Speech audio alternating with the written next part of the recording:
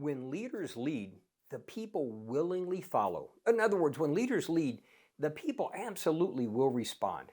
It's an amazing promise and principle that we have that we desperately need today. The context was God's people were under severe oppression. And so God called a couple of leaders, Barak and Deborah, and used them to bring about an amazing victory, the kind of thing that only God can do. And remember, God's victories also bring with them transformation. And so lives were transformed. And as they rejoiced and recounted it in their poem, they gave us this promise that when leaders lead, the people will respond. And we desperately need that in the world around us today. But there's a problem. My good friend Chuck, one of my closest friends, a couple of weeks ago, he made this profound comment to me. And he said, Randy, the problem is today we have many rulers, but not many leaders.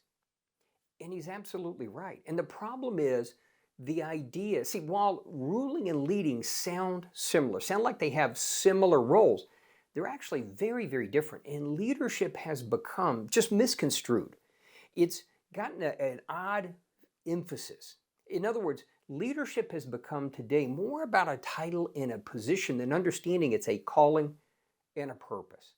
And so we're looking at leaders and rulers because we need effective leaders in the world today. And the interesting thing is, God has called all of his people to be leaders. Every single one of God's people is called to be a leader, whether it's in your family, your business, whether it's in formal ministry, whatever it is, God has called us to be leaders. See, God has given each one of us a specific area of responsibility. And in that, we are expected to lead. In fact, leading is ministry. Ministry just means to serve others.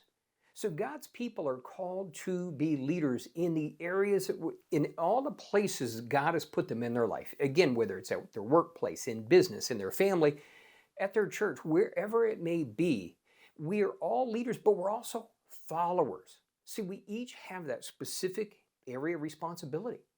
And great leaders come from great followers. I think it's helpful if we actually understand the definitions.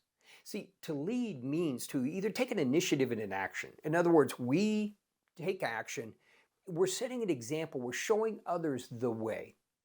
But it also means it has this connotation of taking someone as if by the hand as we're moving forward. In other words, we continue moving forward, drawing them along with us. Ruling has a radically different definition. See, ruling means to have control or dominion over someone or something. And the challenge becomes, in extreme cases, because we have this misunderstanding, in extreme cases, leaders function as a ruler and they're dictating how things should happen and dictating what people should do. Now, again, fortunately, that's only in the extreme cases, but the reality is we are supposed to rule ourselves, but we don't rule or have dominion over another one. In God's blueprints, in God's kingdom, that's not the way it works. Again, we are all called to lead, but we're also called to follow. And in each circumstance of our life, there's somewhere we're the leader and many where we are the follower. Now, why is this so important? We're looking through this series, we're looking at what it takes to be effective leaders. We're looking at what the calling means, how we evaluate success, what's the purpose, why, so that we would be true, effective leaders, not a superficial leader. Jesus said it this way. So he's talking to the disciples in Matthew 20, and he says, don't be like the rulers of this world that lord it over everyone and flaunt their authority. See, that's so often the perspective of what leadership is. But Jesus goes on and tells them, if you want to be a leader, you need to be a servant. That if you want to be the greatest, you become the least.